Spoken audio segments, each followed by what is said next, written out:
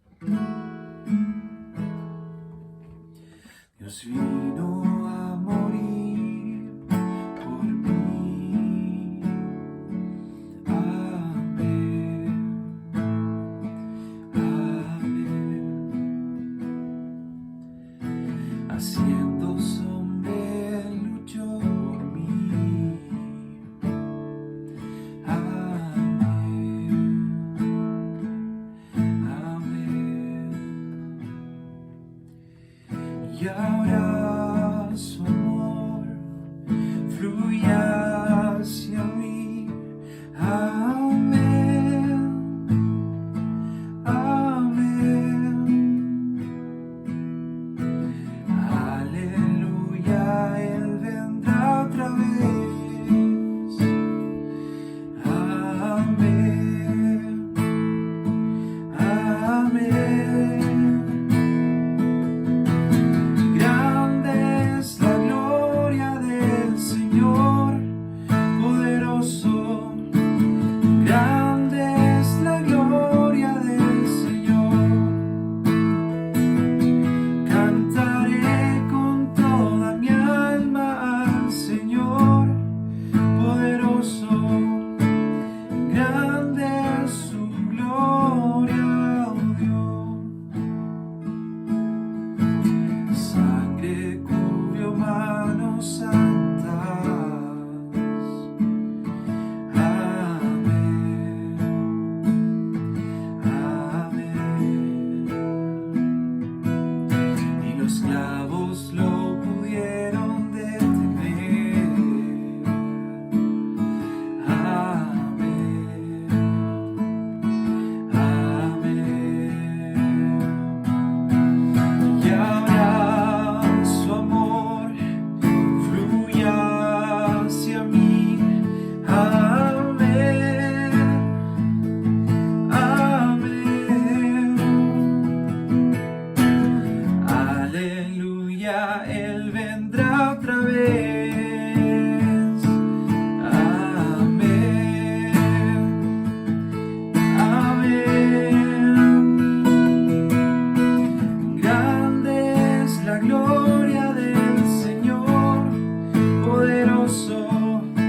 Grande es la gloria del Señor. Cantaré con toda mi alma al Señor, poderoso. Grande es su gloria. Grande es la gloria del Señor, poderoso.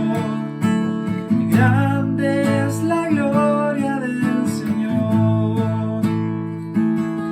Cantaré con toda mi alma al Señor, poderoso. Grande es su gloria, oh Dios. Grande es su gloria, oh Dios.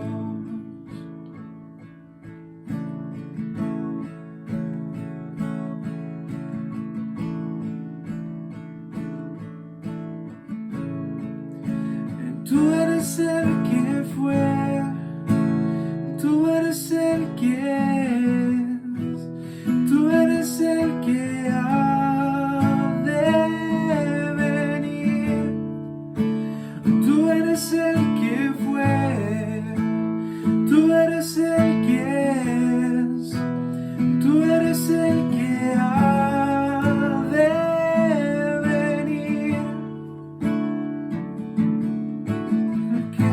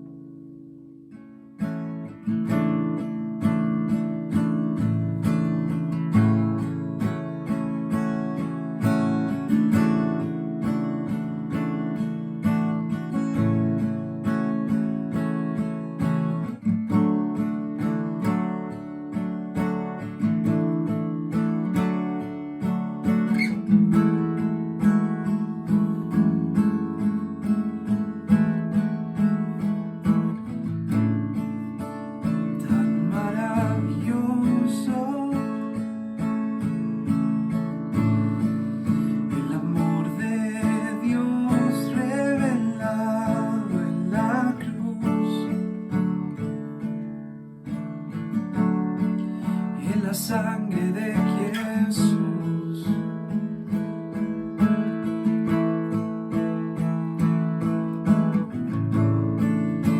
Dejó el trono y su gloria, tomó el pecado del mundo sobre sí. Por todo hombre murió.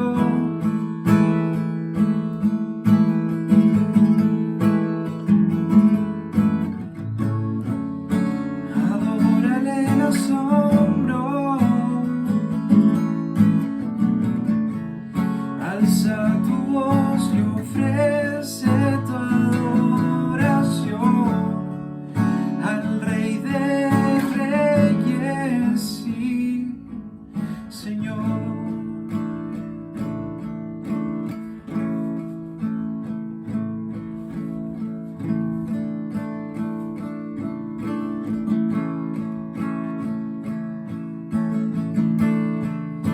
Bendito el Cordero, estuvo muerto, pero Dios lo levantó. Su brazo fuerte lo salvó.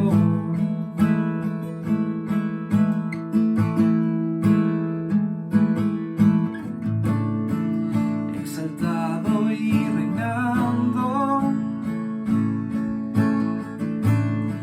tomó las llaves del Hades en sus manos.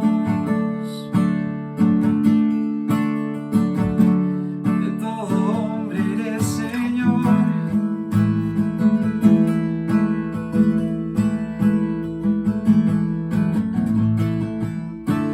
Adórale en asombro, alza tu voz y ofrece tu adoración al Rey de Reyes y Señor.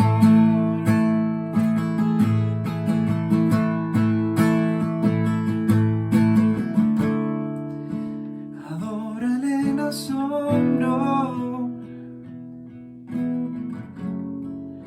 alza tu voz y ofrece tu adoración al Rey de Reyes y Señor.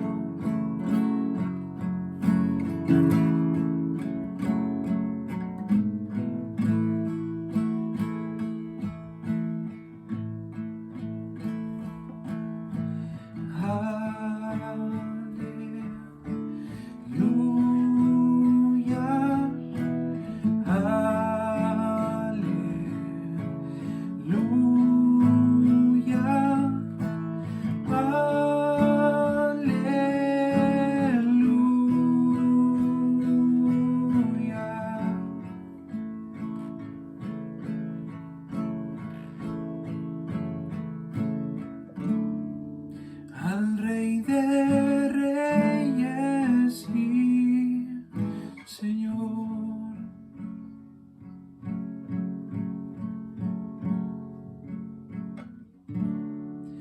Al Rey de Reyes y Señor. Hola, ¿qué tal, querida iglesia? Culto pre-Navidad. En verdad, de hecho me tocó justamente compartir la palabra el año pasado, así que algo de interesante tenemos.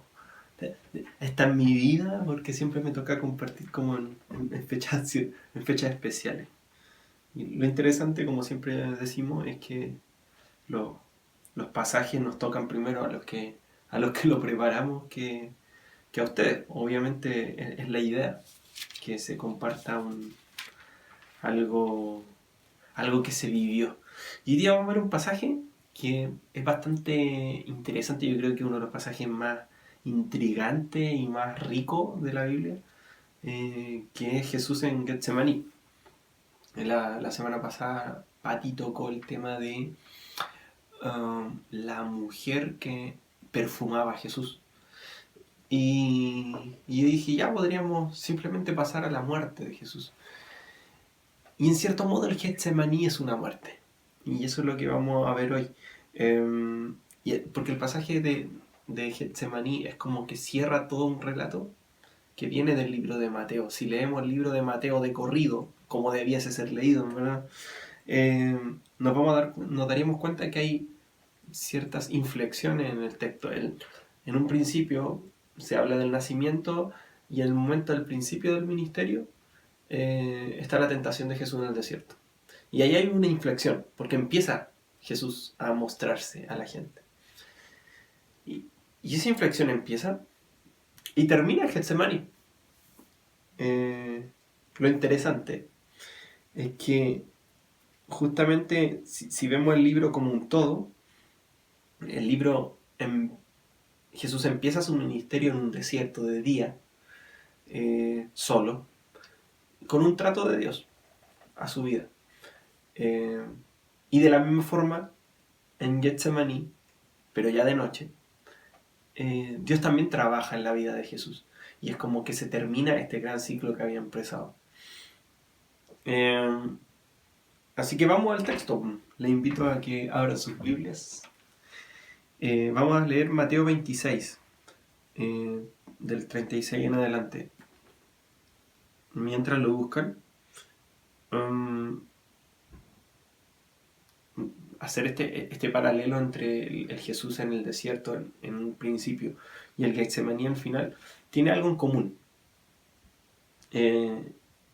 Jesús fue tentado por asuntos que a la humanidad le interesan, en este caso el poder, la riqueza, el hambre. Eso sale lo leemos en Mateo 4. Y ahora que nos metemos en el Mateo 26, que es prácticamente llegando al final, nos damos cuenta que también hay una tentación humana.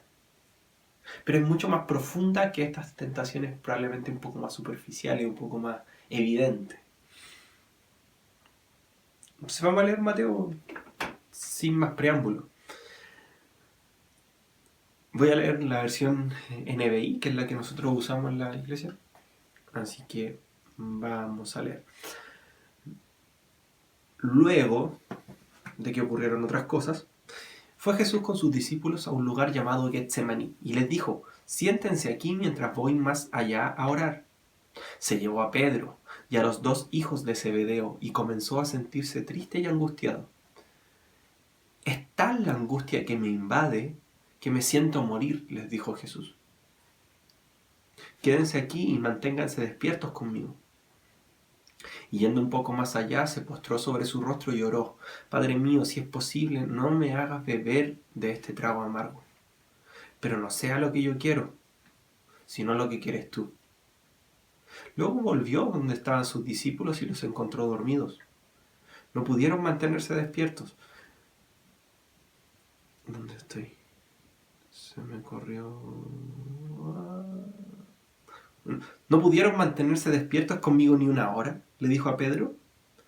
Estén alertas y oren para que no caigan en tentación. El espíritu está dispuesto, pero el cuerpo es débil. Por segunda vez se retiró y oró. Padre mío, si no es posible evitar que yo beba este trago amargo, hágase tu voluntad. Y cuando volvió, otra vez los encontró dormidos a los discípulos, porque les cerraban los ojos de sueño. Así que los dejó y se retiró a orar por tercera vez diciendo lo mismo. Y al final, volviendo de nuevo a los discípulos, les dijo, ¿ustedes siguen durmiendo y descansando? Miren, se acerca la hora y el Hijo del Hombre va a ser entregado en manos de pecadores. Levántense, vamos, ahí viene el que me traiciona. Ya, en primer lugar, a modo de contexto, hay que decir que Getsemaní era un huerto que estaba en un monte, en el llamado Monte de los Olivos. Se dice que habían personas con dinero, porque obviamente generalmente en las urbes la gente que tiene dinero se va a los montes. Así que probablemente ese huerto era de alguien que se lo prestaba a Jesús para que fuera a hacer sus retiros espirituales. Y Getsemaní significa prensa o molino de aceite. Obviamente aceite de oliva. Porque era lo que usaban en ese tiempo. El aceite de oliva es milenario. De ese periodo lo realizaban en ese lugar, lo siguen haciendo. Un muy buen lugar para la aceituna. Y es súper interesante el nombre, o sea, como hemos visto muchas veces, es súper coincidente con lo que estaba viviendo también Jesús, la similitud con una prensa de aceite. Lo que Jesús le estaba pasando en ese momento estaba siendo estrujado como una aceituna. La aceituna, para hacer aceite de oliva, se lava primero, después se muele y después se estruja hasta que salga toda su esencia. Y ahí estaba Jesús, siendo estrujado luego de este tiempo en el cual había estado caminando por la humanidad y siendo profundamente humano. Vemos la primera característica de este pasaje, que él tenía angustia, que él estaba triste y que él estaba amargado. Lucas de hecho lo dice en su pasaje, dice que hasta sudó gotas de sangre. Lo expresa de esa manera porque en verdad la angustia era terriblemente fuerte. Hay algunos autores que dicen que esta angustia, en filosofía, digámoslo así, se dice que es constitutiva de la esencia humana, o sea, es parte de la esencia humana, es natural, es propia y profunda del humano. Por tanto, esa angustia que Jesús tenía era una angustia que probablemente todos nosotros hemos tenido o iremos a tener en algún momento. Fíjense ustedes que la angustia, sabemos lo que va a pasar después en la vida de Jesús, después va a morir.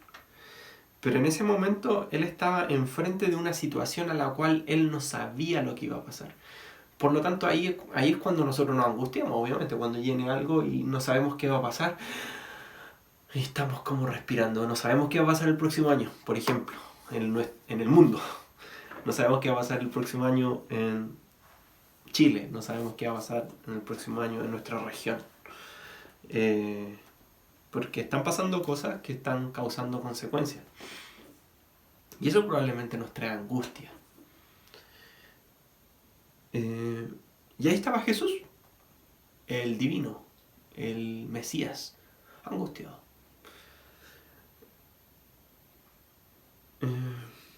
Dijo, literalmente, o sea, Mateo pone, es tal la angustia que me invade que me siento morir. O sea, que le haya dicho eso es porque de verdad era una cuestión profunda.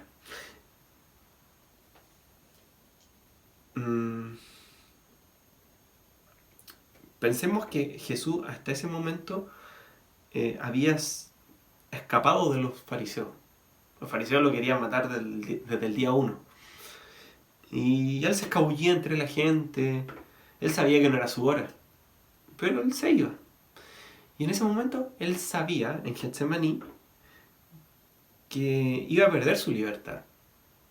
De hecho, literalmente, a partir de ese momento Jesús es arrestado y ya no puede hacer su voluntad. Empezó su toque de queda. Y Jesús se muestra profundamente humano. Porque él lo dice. Incluso dice que no se siente bien.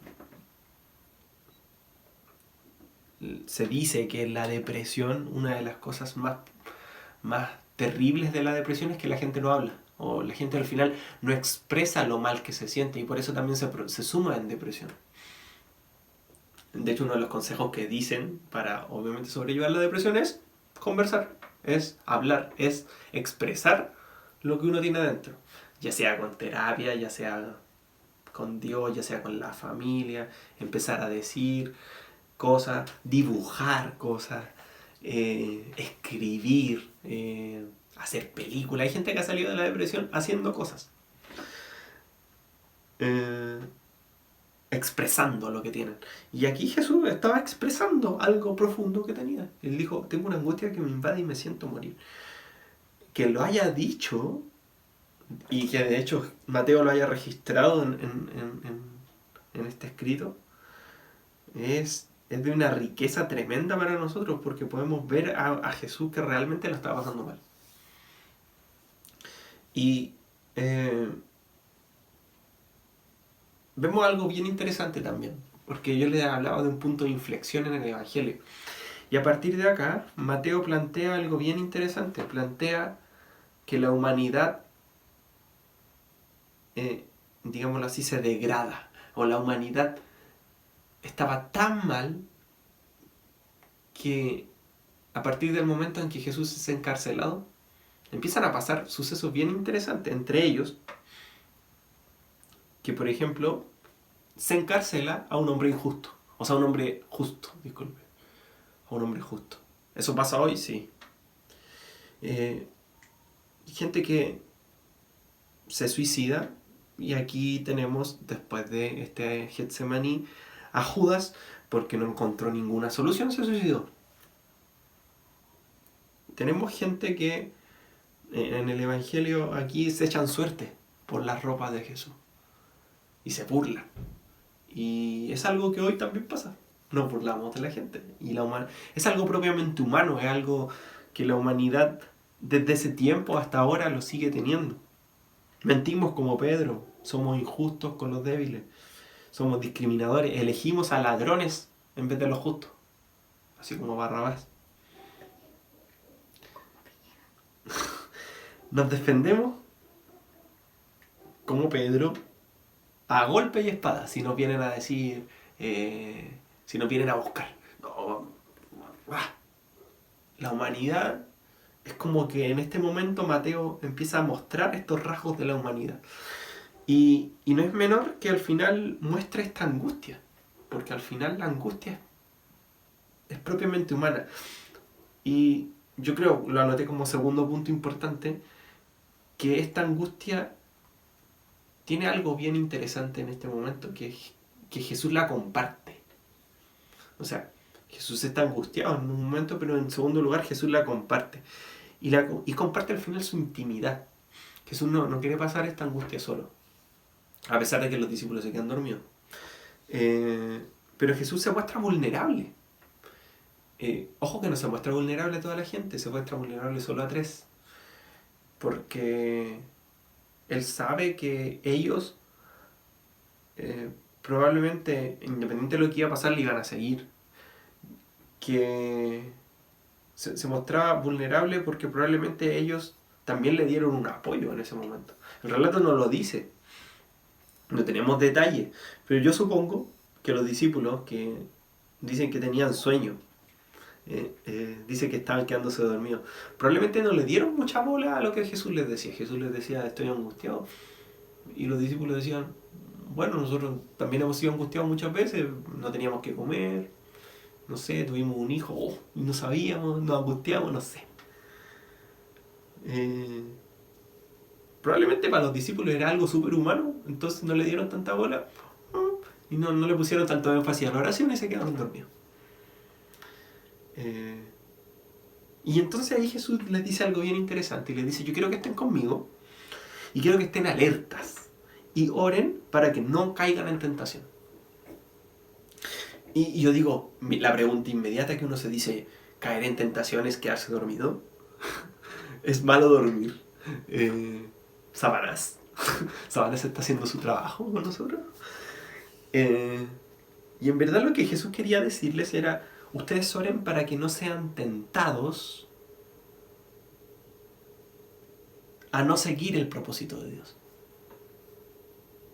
Que no sean tentados a seguir lo que su corazón les dice, a seguir, no, tengo sueño, no, a no mirar más allá. Y lo va a decir Jesús, como tercer punto lo anoté. Jesús dice, yo quiero que pase de mí esta copa.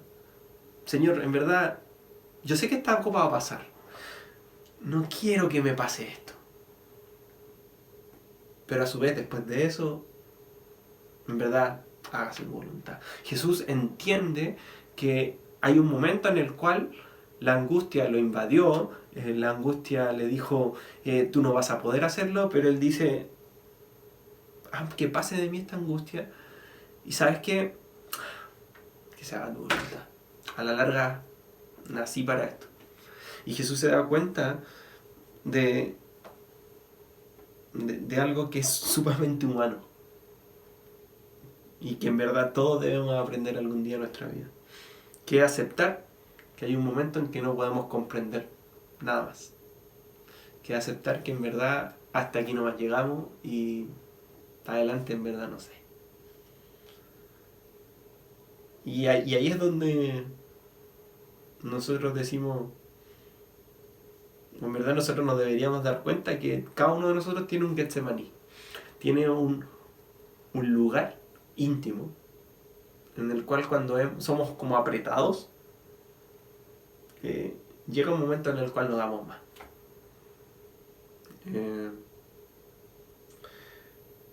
Como una aceituna haciendo aceite, o sea, somos apretados de modo que llega un momento en el cual decimos solamente, Señor, haz tu voluntad, porque en verdad ya no puedo. Y esos momentos no son buenos, o sea, son bastante complejos, son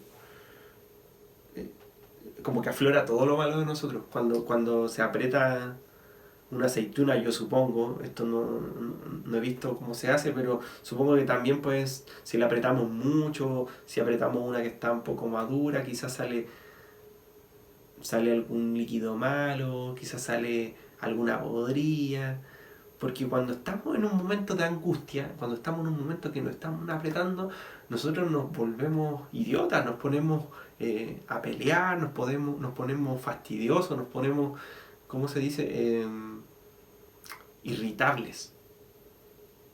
Nos ponemos con falta de perdón y nos vemos súper, al final, vulnerables. Nos vemos humanos, muy humanos. Y lo que Jesús nos dice, y es la invitación que Él nos hace en este pasaje, es cuando les pase eso, oren.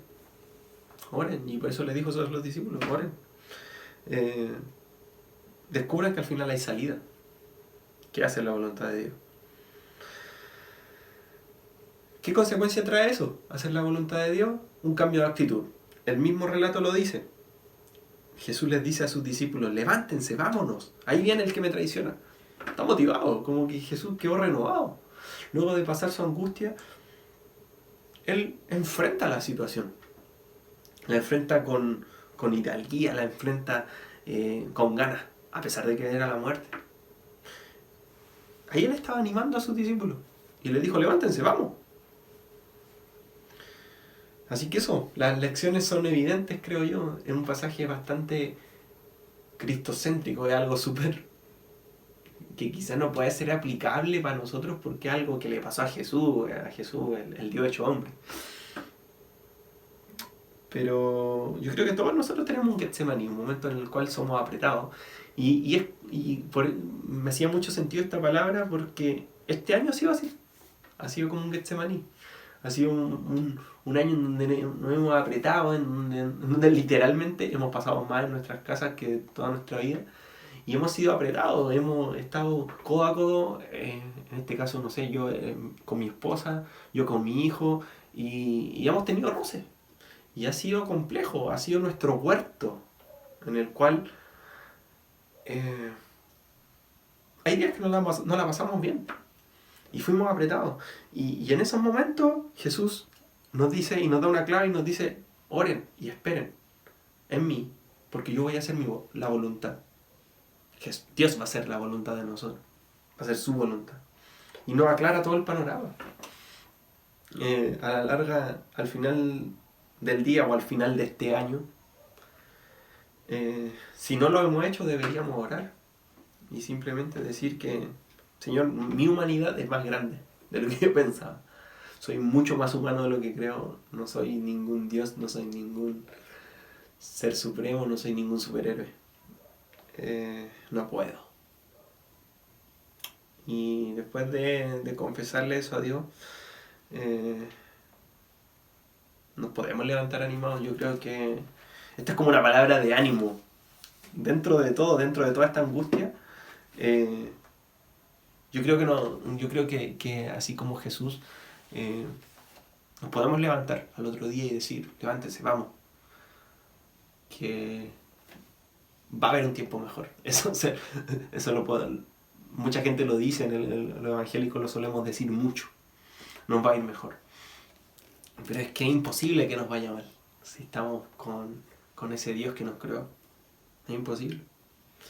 Así que siempre, y de hecho, siempre pasa, después de un mal trago, después nosotros siempre miramos para atrás y decimos, en verdad quizás era necesario que pasara esto.